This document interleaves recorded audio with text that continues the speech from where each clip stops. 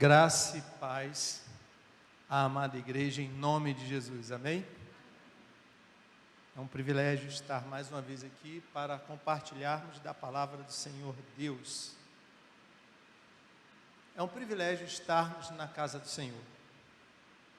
Como é maravilhoso nós estarmos aqui adorando, louvando ao Senhor Deus, movidos pelo amor que nós temos ao Senhor Deus. Esse é o motivo de nós virmos à casa do Senhor. E isso é muito importante. E também nos disponibilizarmos à obra do Senhor, ao serviço do Senhor, aonde quer que o Senhor queira que nós venhamos a servir ao reino dEle. Antes de dar continuidade, eu quero trazer um abraço da Geice, da minha esposa, que ela passou por uma cirurgia de retirada da tireoide. Graças a Deus foi tudo muito bem. E nós, a família, estamos gratos a todos os amados irmãos da igreja que demonstram tanto carinho, consideração, amor por ela, pela nossa família, pelas orações, que eu sei que muitas pessoas estão orando incessantemente para que Deus continue abençoando e restaurando completamente a saúde dela. Nesse momento de cirurgia de tireoide, é necessário que se fique de repouso e também que fique calado, Então vocês viram que são dois grandes desafios para minha esposa, que ela é bem ativa, que ela não para e também gosta muito de conversar, como eu também gosto. Então já viram que é difícil, mas Deus está abençoando, Deus está atendendo a oração dos irmãos. E está movendo tudo, e está dando tudo certo, graças a Deus. Então nós somos muito gratos a cada um de vocês pela demonstração de carinho, de amor, de consideração por ela e pela nossa família. Que o Senhor Deus recompense a cada um de vocês e abençoe também grandemente a família de vocês. E nós agradecemos assim a toda a igreja, a todos que estão nos acompanhando pelas mídias, porque realmente Deus tem agido e nós sabemos que Ele está atendendo as orações da igreja em favor dela. E também em favor de tantos outros enfermos, que nós oramos, que o grupo de Mães Unidas em Oração ora, que a igreja ora, em seus diversos departamentos, que tem orado pelos enfermos da igreja. E nós clamamos e pedimos ao Senhor Deus que esteja entrando com provisão, com cura, com paz, com tranquilidade na vida de cada um desses nossos irmãozinhos e amigos conhecidos que estão enfermos, porque quando nós ficamos enfermos, ou alguém da nossa família fica enferma, a situação fica assim meio estreita, E aí nós vemos a demonstração do carinho. Uma vez eu vi um homem assim do mundo que não tinha intimidade com Deus, nada disso. Ele me falou uma coisa e eu entendi que quando ele estava falando, não era ele que estava falando, era Deus que estava usando ele falar para eu perceber esse detalhe, Ele disse assim: você quer saber a quantidade dos amigos que você tem? Faça uma festa e convide. Aí você vai ver a quantidade. Agora você quer ver a qualidade dos amigos? Fique enfermo. Isso é uma realidade. Então nós vemos a demonstração de carinho, de amor de todos da igreja. Amados, nós falamos aqui, incentivamos para que os irmãos estejam na igreja, estejam no culto de oração, que é muito importante, sejam disponíveis à obra do Senhor. E o disponível à obra do Senhor, alguns pensam que é exercer função de liderança dentro da igreja, é ser pastor, é ser diácono, é ser líder. Não, meus irmãos. Disponibilização na obra do Senhor é se colocar à disposição para servir. E como é que as pessoas que não estão vindo na igreja vão conseguir se colocar à disposição do Senhor para servi-lo, sem estar aqui sabendo as coisas que estão se necessitando, não é assim? Ontem eu estava numa reunião com um irmão aqui, à noite, aí eu estava saindo, e eu vi um clarão mais em cima, eu falei, ué, o que está acontecendo aqui na igreja? Que normalmente está fechado ali, né? Eu já tenho o costume de fazer esse encontro com esse irmão aqui, para conversarmos diversas coisas sobre a palavra. Aí nós pegamos o elevador, subimos, fomos para o quarto. Tinha um grupo de jovens lá limpando. Aí quando nós descemos de elevador, encontramos outro grupo de jovens aqui limpando. Que coisa maravilhosa é servir ao Senhor, é se disponibilizar, servir ao Senhor. E quando eu estava assim, preparando a mensagem, eu me lembrei do dia da tragédia. Meus irmãos, vocês não têm ideia de como Deus moveu o coração da segunda igreja Batista de Petrópolis. Vocês não têm ideia. Eu consegui acompanhar de perto, porque eu estive aqui todos os dias, desde o início até o final. E depois que acabou tudo da distribuição da comida, ainda continuamos aqui diversos dias, sabe? Porque tinha muita roupa para ser distribuída, mas não só para ser distribuída, para fazer a triagem do que prestava, do que não prestava, do número, do tipo. Então, os irmãos não têm ideia do trabalho que houve na igreja aqui, porque normalmente a gente fala muito rápido, o pessoal não tem noção. Teve pessoa que, manuseando a roupa, pegou até micose, porque viam roupas boas, mas viam roupas ruins, viam coisas horríveis. E ali eu vi o povo de Deus se disponibilizando para servir. Os irmãos, a irmã Edna, aí o pessoal pensa, a irmã Edna já está com muita idade, não pode fazer nada, mas muitas vezes a irmã Edna vinha de tarde aqui, sabe fazer o quê? Ajudar a separar, a doar a roupa para o pessoal. Ela estava aqui, mas não era só ela não, muita gente, que nós não temos nem noção, pessoas da igreja e pessoas fora da igreja. Sabe o que aconteceu também? A situação do almoço era uma coisa maravilhosa, sabe? Porque alguns chegavam cedinho e já iam acendendo logo as coisas, botando água no fogo, preparando tudo. Aí mais tarde vinham outros, continuavam, mas alguns continuavam ali. Uns saíam dali e ainda ia para trabalhar na roupa. E saía daqui quase 10 horas da noite. Irmãos, muita gente, graças a Deus que meu PG estava limpezo, ajudando. Então teve muita gente aqui, muitos nomes, pessoas que não foram referidas, mas nós sabemos que a recompensa é de Deus, não é das pessoas, e a honra e a glória é para o Senhor Deus, mas é bom nós relatarmos. Então era muita gente trabalhando em tudo que era área. No início a irmã Mariana, filha do Eduardo, estava coordenando as pessoas que iam dormir aqui, as pessoas que iam fazer evangelismo, que teve grupo aqui, vindo de diversas igrejas, fazendo evangelismo nos lugares onde teve a situação das barreiras. Então foi muita coisa, meu irmão, muita coisa. E ali eu vi, sim, que a igreja, a segunda igreja Batista em Petrópolis, tem potencial para servir ao Senhor de uma maneira maravilhosa. Mas nós precisamos incentivar isso na igreja para continuar. Não vamos esperar vir outra tragédia para aí nós nos condoermos com as pessoas. Não, vamos nos disponibilizar ao serviço do Senhor. Não é ter cargo de liderança, é ser movido pelo amor de Deus. Ali eu vi a coisa maravilhosa.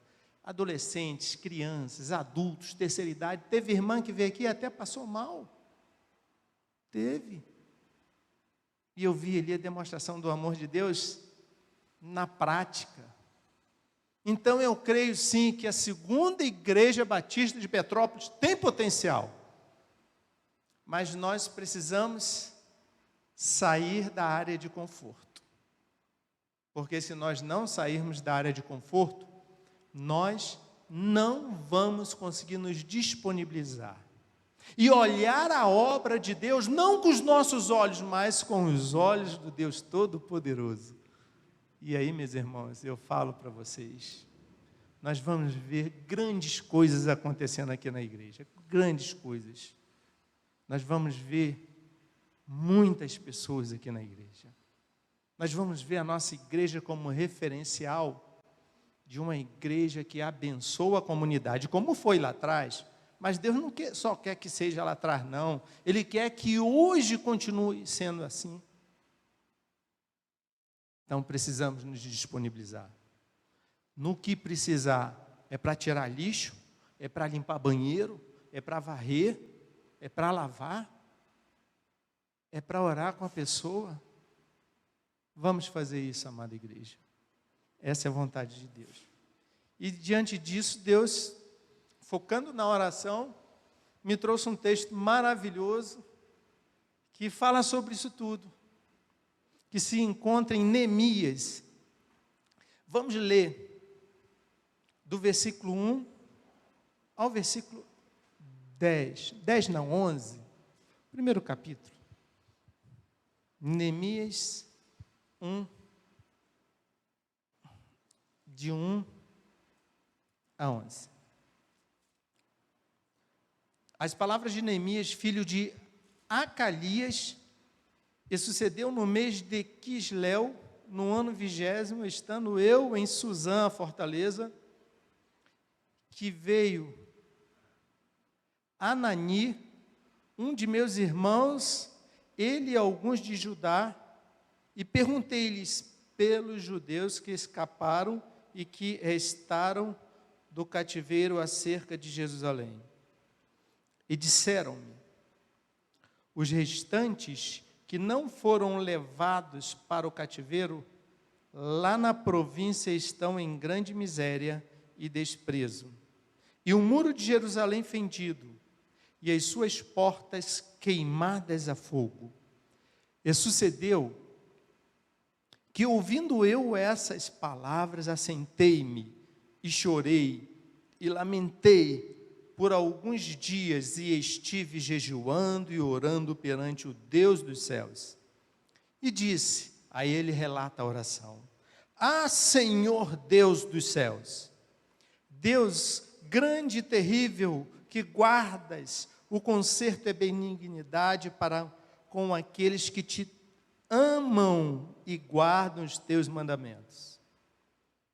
Estejam, pois, atentos os teus ouvidos e os teus olhos e abertos para ouvires a oração do teu servo, que eu hoje faço perante ti, de dia e de noite, pelos filhos de Israel, teus servos, e faço confissão pelos pecados dos filhos de Israel, que pecamos contra ti, também eu e a casa de meu pai, pecamos. De tudo nos corrompemos contra ti e não guardamos os mandamentos, nem os estatutos, nem os juízos que ordenaste a Moisés, teu servo. Lembra-te, pois, das palavras que ordenaste a Moisés, teu servo, dizendo: vós transgredireis, e eu vos espalharei entre os povos, e vós vos convertereis a mim, e eu guardareis,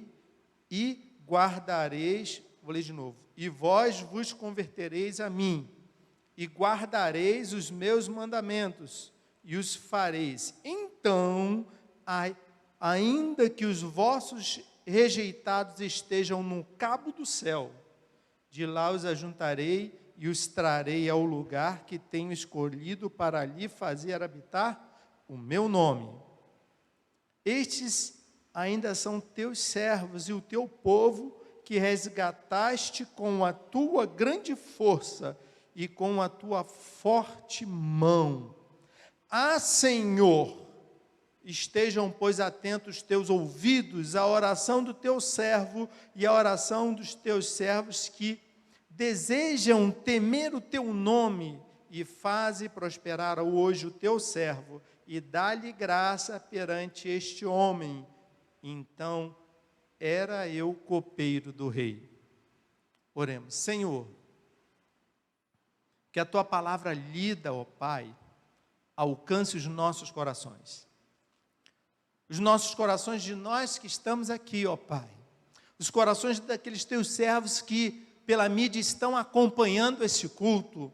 E daqueles outros que ainda hão de ver, de assistir, Senhor Deus, está presenciando esta mensagem nas mídias. Pai, toca nesses corações. Que a tua palavra encontre morada e que transforme a cada dia a nossa vida, para que possamos viver e agir movidos pelo teu amor, e que assim nos disponibilizemos a servir na tua casa, a servir em prol do teu reino, a olhar a tua obra com os teus olhos, a olhar os perdidos com os teus olhos, ó Pai. Em nome de Cristo Jesus, amém, amém. Amados, umas considerações rápidas sobre Neemias. Nós não temos muito tempo, mas é necessário fazer. Quando nós escutamos essa oração, a impressão que nos dá que Neemias era um sacerdote, que Neemias era um levita, que Neemias era da descendência real, que tinha algum cargo, alguma coisa de liderança, que era alguém de nome, de linhagem. Eu fui pesquisar na Bíblia, aonde aparecia o nome de Neemias. Sabe a surpresa que eu tive? Aparece no livro de Neemias e no livro de Esdras. Aí eu pensei assim, não é possível. Então eu vou ver o nome do pai de Neemias, porque quando fala na descendência, a gente vai achar. Foi pior ainda, só aparece 2 vezes, isso é citado como pai de Neemias.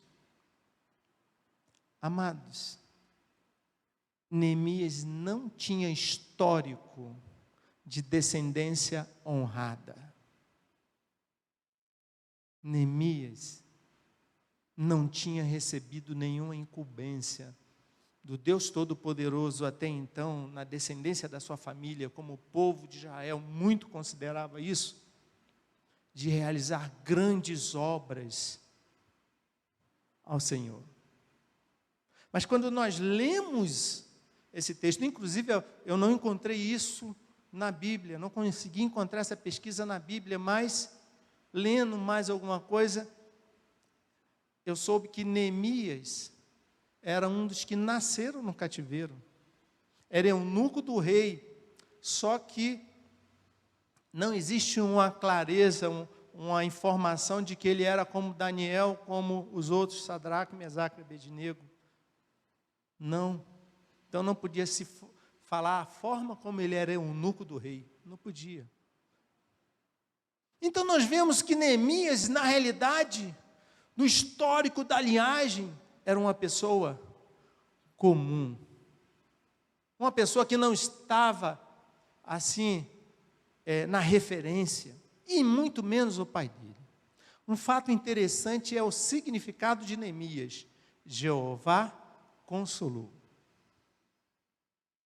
E quando nós nos deparamos com esse livro, com o que Neemias fez, como Deus usou, a intimidade que ele tinha com Deus, dá a impressão até que ele era um profeta, era um sacerdote, era uma pessoa assim de nome, mas não.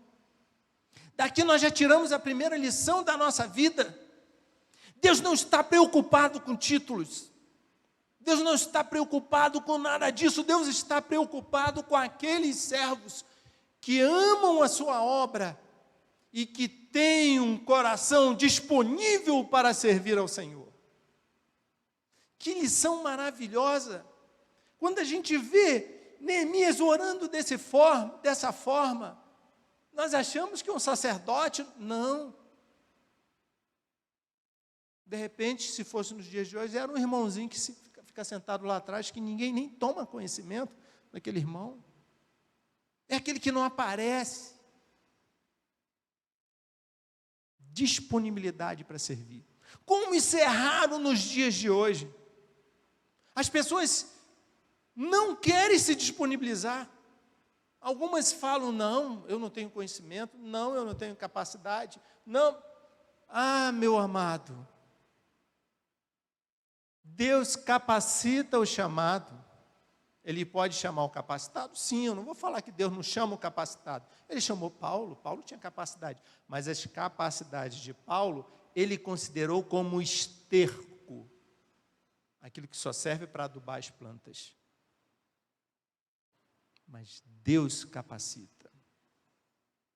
O que conta para Deus é o amor dele no nosso coração e a nossa reação em relação a esse amor, em servir a Deus, em servir o próximo. em sermos humildes diante do Senhor, entendendo que a obra não é minha, a obra não vai ser do pastor que vai vir aqui pastorear, a obra não é do diácono, a obra não é do líder, a obra não é de ser humano nenhum, a obra é do Senhor Deus. E é lógico que nós ficamos tristes quando vemos a igreja vazia, quando vemos a dificuldade muitas vezes em preencher cargos necessários. Parece que o amor de Deus não está mais movendo o povo de Deus, mas nós vimos isso aqui naquela tragédia. Então está movendo sim, mas o que está faltando? Disponibilidade. Sair da área de conforto. Essa é a realidade. Então nós vimos aqui, que lição maravilhosa é essa? Ah, meu irmão, se você está sentindo que Deus está te chamando, disponibilize ao Senhor. Não se preocupe, porque no momento que você se disponibiliza, Deus capacita. Nós vemos isso com Gideão. Gideão reclamou, falou que ele não podia, tinha questões com Deus, contudo ele reclamou, falou, abriu seu coração, mas Deus falou com ele. Quando ele entendeu isso, sabe o que aconteceu? Ele tomou uma atitude e Deus começou a mudar a história dele. E é isso que Deus quer fazer conosco. Deus quer que nós nos disponibilizemos, mas movidos pelo amor dele, que existe em nós, que foi derramado pelo Espírito Santo de Deus. Então, amados, Neemias, quando vê aquele povo chegando de lá, ele quis saber, olha a preocupação dele com a cidade, que Deus, o local onde Deus deu como possessão do povo de Israel, com o templo de Deus, com a cidade que era chamada a cidade de Deus. E ele quer logo saber. Ele poderia não ter perguntado nada, mas existia no coração de Neemias um mover tão maravilhoso de Deus, uma disponibilidade tão tremenda que Deus fazia, que Neemias quis saber. Deus conduziu ele para isso. Sabe por quê, amados? Eu fui olhando aqui nos textos aqui e percebi, Neemias era um homem de oração. Neemias era um homem de oração. Ele não tinha cargos, não tinha títulos, assim, liturgicamente falando, mas ele era um homem de oração. Ele orava. Reparem que quando ele toma conhecimento da tristeza, o amor de Deus estava nele. Ele chorou, ele se compadeceu, ele foi movido pelo o amor, pela misericórdia, pela compaixão de Deus que existia na vida dele, mas para com aquele povo que estava lá, sofrendo. E ele tomou logo uma atitude. Ele demonstrou o seu sentimento pela miséria que estava aquela cidade, que já tinha sido tanta coisa. Assentei-me, chorei, lamentei por alguns dias e estive jejuando e orando perante o Deus dos céus. Amados, o culto de oração deveria ser um culto em que as pessoas estivessem aqui, que o templo estivesse cheio, não vazio. Porque a oração é uma demonstração, sabe de quê? De como está o nosso relacionamento com Deus. É o momento de nos derramarmos na presença de Deus por nós, por nossos filhos, por nossos amigos, pelos conhecidos, pelos desconhecidos.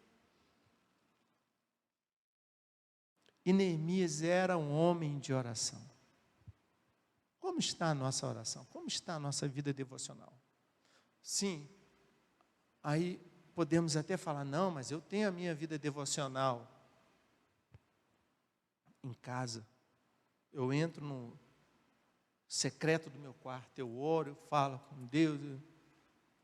Mas sabe o que Jesus Cristo disse da igreja, quando ele retirou aqueles homens que estavam vendendo as coisas lá? A minha casa será chamada casa de oração.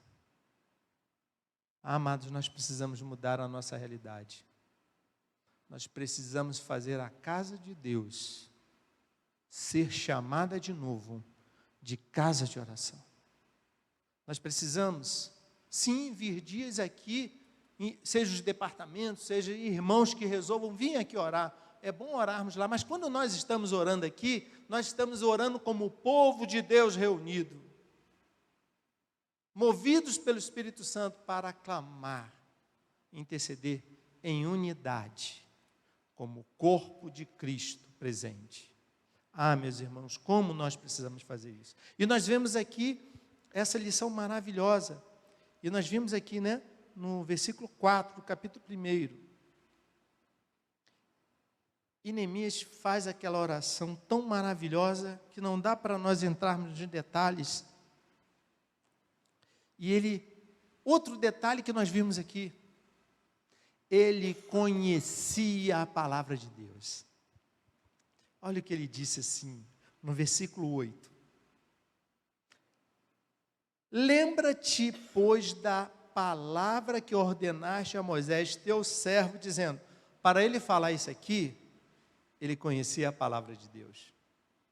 Ah, meus irmãos, como eu fico triste e fico preocupado, porque parece que a facilidade nos afasta de estudarmos a palavra de Deus, de nos aprofundarmos, de desejarmos que o Espírito Santo vá nos orientando. Sim, nós precisamos ler, precisamos olhar comentários, precisamos examinar os originais. Sim, isso tudo, isso está certo, não está errado não. Mas precisamos ter amor pela palavra de Deus. Sabe por quê? Porque o Espírito Santo de Deus usa a palavra de Deus para nos fazer vencer o pecado. O que a palavra de Deus diz lá em Salmo 119, versículo 11. Escondi a tua palavra no meu coração para eu não pecar contra ti. Vocês viram? Quando Jesus Cristo diz lá aos discípulos que não conseguiram orar, ele disse assim, vigiai e orai para que não entreis em tentação. Repare que o vigiar veio antes do orar, mas sabe o que significa vigiar? Em primeiro lugar, é ter conhecimento da palavra de Deus, estar com ela na sua mente, examiná-la, porque ela, junto com a oração, vai te fazer vencer a tentação, porque o Salmo 119, 11 diz isso, escondi a tua palavra no meu coração, para eu não pecar contra ti. Então, quando Jesus Cristo disse vigiar, o vigiar é em função da palavra de Deus, porque o Espírito Santo vai agir com liberdade na nossa vida, e vai nos mostrar o que nós precisamos fazer e o que nós precisamos não fazer. Então, Neemias também, não tendo cargo, não tendo nada, era uma pessoa que se aprofundava na palavra de Deus.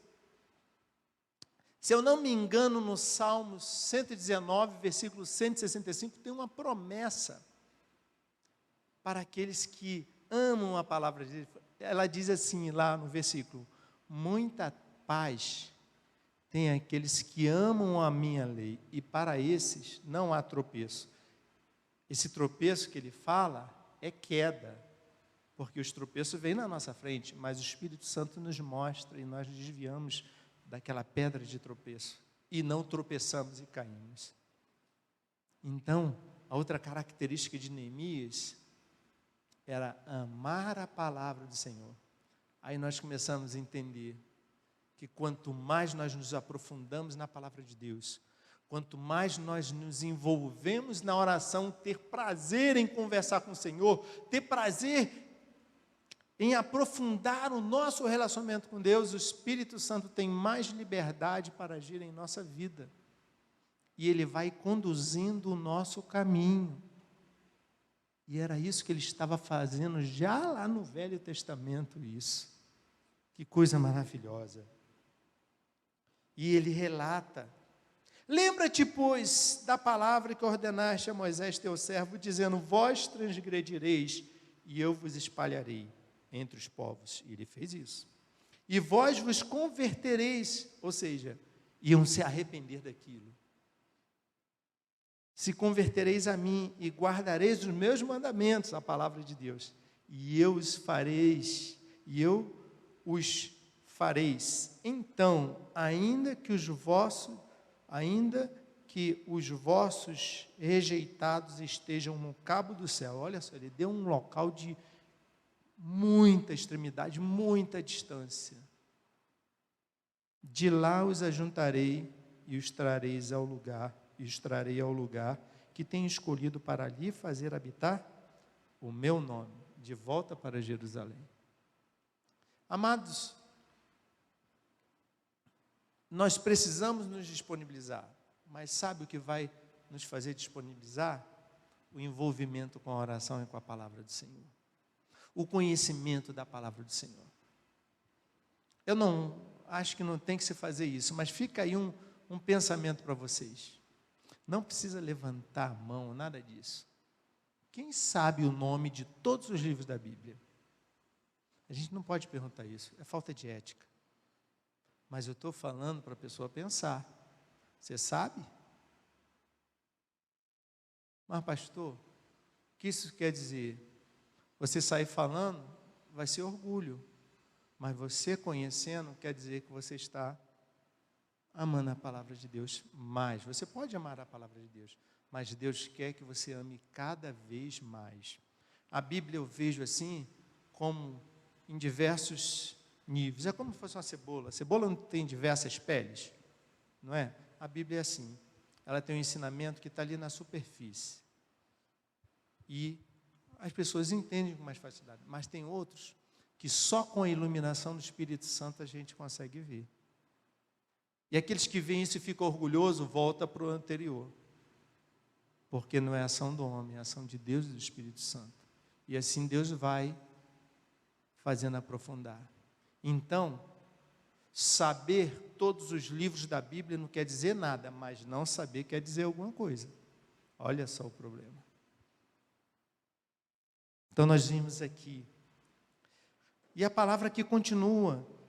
E quando ele orou e foi servir ao rei, e o rei viu que ele estava triste, porque ele nunca tinha estado diante do rei triste. O copeiro era aquele que preparava o vinho do rei e tomava na presença do rei, porque tinha inimigos infiltrados que poderiam colocar veneno para o rei morrer. Aqueles que queriam tomar o trono do rei, até dentro do povo mesmo, inimigos. E tinha esse copeiro, mor do rei, era o que experimentava a bebida, e eu creio que até a comida do rei, para que não estivesse envenenada. E Deus fez, devido à vida de Neemias, que ele caísse nas graças do rei. O rei o considerava muito.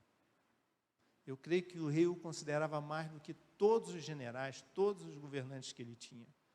Porque ele reparava, ele sabia quando Neemias estava triste ou quando não estava. E mais, ele sabia quando Neemias estava doente, porque ele falou assim: você não está doente, por que você está triste? E Neemias, dirigido por Deus, falou que ele estava triste porque a cidade não tinha um sepulcro dos pais dele, estava em derrota. E o rei perguntou a ele, o que você quer? Sabe o que Neemias fez? Acho que se fosse um de nós já batia, falava logo: rei, é isso. Nada, ele foi orar. Ele orou. Ele orou a Deus. E eu fui pesquisando aqui, em todos os momentos de dificuldade, em todas as coisas que ele tinha, que ele ia fazer, ele não fazia antes de orar. Muitas vezes, amados, nós estamos num problema, nós temos que tomar uma decisão, e a última coisa que nós fazemos é orar, é colocar diante de Deus. Não, isso eu já sei, eu conheço tudo, eu já vou fazer. Faz já no automático. É uma lição que nós temos. Amados, vamos orar. Vamos orar, vamos colocar as nossas necessidades, as nossas alegrias, as nossas tristezas, a nossa gratidão diante do Senhor Deus. E Neemias foi fazendo isso tudo. E ele enfrentou diversos problemas, diversas dificuldades. Mas ele não abria mão. Um outro fato muito importante também, todos são importantes, mas que marcou assim muito, foi que Neemias estava ali construindo o muro, Sanbalate, Tobias, líderes que tinham lá de outros povos, começaram a lutar contra ele. E enviaram pessoas, recado, para que Neemias fosse ter com eles, e Neemias estava coordenando a reconstrução do muro. Estava lá trabalhando porque o rei mandou, levou, ele foi com o exército do rei, com cartas do rei, e se tornou o governador lá, na Judéia. E aí esses inimigos que queriam parar Neemias, mandaram cartas. E aí diz assim, capítulo 6, versículo 2, Sanbalate e Gesem enviaram a dizer, vem e congreguemo-nos juntamente nas aldeias no vale de Ono. Porém tentavam fazer-me mal. E enviei-lhes mensageiros a dizer, estou fazendo uma obra, uma grande obra, de modo que não poderei descer, por que cessaria esta obra, enquanto eu a deixasse e fosse ter convosco? Perceberam? O envolvimento dele com Deus, na oração, no conhecimento da palavra, era tão grande, que Deus providenciava maneiras dele saber a intenção dos inimigos. E Deus dava estratégia a eles. Neemias, quando chegou lá, ele não foi logo falar com o pessoal. Ele pegou um grupo de noite, para que ninguém tomasse conhecimento, e rodou toda a cidade de Jerusalém, olhando todo o muro como estava. Fez isso em 3 dias, depois que ele foi se manifestar ao povo judeu, a todos ali, e começar a obra. Então Deus dirigia. Teve um momento que um dos que estavam lá junto com Neemias, que foi contratado pelos inimigos para matar Neemias e botar medo em Neemias, para Neemias não fazer a obra. E ele falou, certamente eles virão nos matar. Vamos para dentro da casa do Senhor e fechemos a porta. E Neemias não aceitou isso. Eu não sou homem de me esconder, mas quem sou eu para entrar na casa do Senhor Deus? Eu seria destruído. Veja o temor que ele tinha. Ele não tinha função para estar lá dentro, para fazer as coisas. E a casa estava parada. E Neemias também, nessa caminhada, quando o povo, Deus revelou através de pessoas que contaram a Neemias que eles estavam se preparando para atacá-los. Neemias organizou o povo em turnos de trabalho, e estavam trabalhando, com a mão trabalhava, na outra tinha a arma, tinha o escudo, tinha a espada, para não serem pegos desprevenidos. Amados, quantas coisas roubam o nosso tempo e nos atrapalham no serviço que nós estamos prestando ao Senhor. Nós precisamos entender o que Deus está ministrando nesse livro tão maravilhoso. Nós precisamos nos disponibilizar ao Senhor Deus, na sua obra, movidos pelo amor de Deus, movidos pela nossa comunhão com Deus, na oração, no estudo da palavra, mas também na vigilância e no temor a Deus. E precisamos também nos disponibilizar a sairmos da nossa área de conforto. Se nós seguirmos o exemplo de Neemias, e não pode falar assim, não, é o pastor que tem que fazer, é o diácono, é o líder, não. Essa história de Neemias registrada na Bíblia diz que Deus quer usar aquele que ama a sua obra, aquele que quer se disponibilizar. E Deus vai usar, e Deus vai mostrar o que tem que fazer, e Deus vai te capacitar. Então, amados, não nos desanimemos. Busquemos aprofundar a nossa comunhão com Deus. Busquemos aprofundar a nossa comunhão com os nossos irmãos. Coloquemos com prioridade a nossa disponibilidade ao serviço do Senhor, movidos pelo amor de Deus. E depois vamos ver as obras maravilhosas que Deus fará no nosso meio, para a honra, para a glória do Senhor Deus. Deus mostrou isso naquela tragédia. Mas Deus quer continuar fazendo na nossa vida, na nossa igreja, ações dessa magnitude. Basta tão somente, amados, que nós amemos ao Senhor, que tenhamos uma vida de oração, em casa e aqui na igreja, e que amemos muito a sua palavra, que o Espírito Santo vai nos conduzir, e seremos usados grandemente pelo Senhor Deus, para a honra e glória do nome dEle. Amém? Passamos a palavra